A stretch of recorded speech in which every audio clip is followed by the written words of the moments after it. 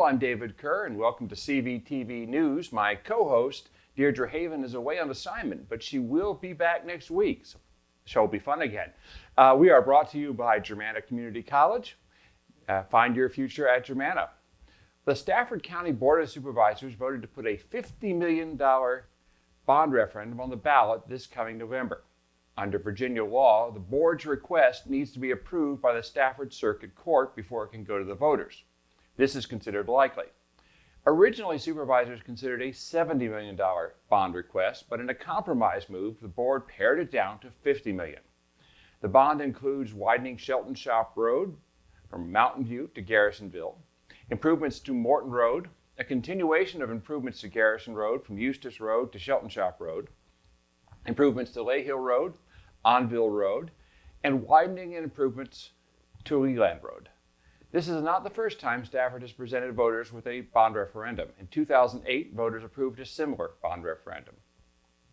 Well, Stafford County isn't kidding around, or at least that was clearly the mood of the Stafford County Board of Supervisors during a recent discussion concerning the Aquia Town Center and Mosaic Properties. Mosaic Properties is the Maryland-based company that owns the troubled Aquia Town Center. After an impassioned discussion, the Board of Supervisors gave them 2 weeks to sign the previously negotiated development agreement, one that includes a large tax break if the property is developed, as well as a deadline of 90 days to clean up the property. The Aquia Town Center sits just outside Aquia Harbor and has been an eyesore and an annoyance to local residents for over a decade. It was originally envisioned as the site of a 150,000 square foot shopping center, office complex, and residential development. An earlier shopping center was cleared for the new complex, and then with the start of the Great Recession in about 2007, the property ran into troubles. Idea after idea was floated. Many prospective anchor stores showed interest, but then decided not to build.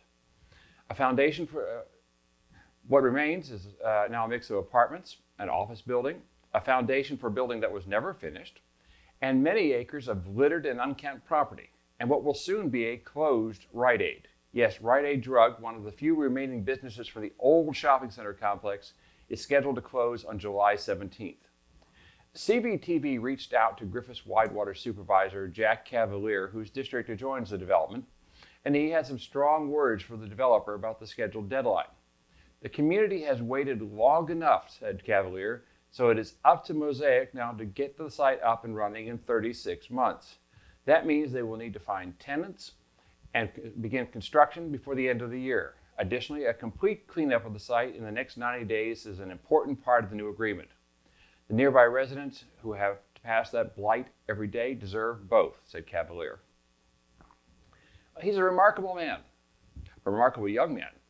Armon Barnes graduated from Stafford County's Brooke Point High School a couple of weeks ago and was accepted into, get this, 29 colleges and has scholarship offers totaling $2.1 million. It's too long a list to read out on the air, but his acceptances include Christopher Newport University, Embry-Riddle Aeronautical University in Florida, the University of Pittsburgh, Michigan State, the University of Kentucky, Roanoke College, Radford University, George Mason University, the University of Mary Washington, Marymount University, and Mary Baldwin University. As I said, he was accepted into 29 total. Armon started applying to colleges in September of 2018 and got his first acceptance letter in November. This is important to his family and is important to Armon. That's because over the past 18 months, the family has been through a lot. Last year, a tree fell on the family's rental home and destroyed it along with most of their possessions. Armon's family spent more than a month in a hotel. During that time, his sister required gallbladder surgery, and most of the family was ill. Additionally, Armon's father was out of work during much of the past year. But Armon, a star student, was going to college, and that was that. He's a member of the National Honor Society, active in extracurricular activities, and is a student representative to the Brooke Point Parent Teachers Association. We at CVTV want to congratulate Armon and wish him the best of luck at whatever university he chooses. He's got a wide range to choose from. They'll be lucky to have him. And now we'll be right back after a word from our sponsor, Germanna Community College.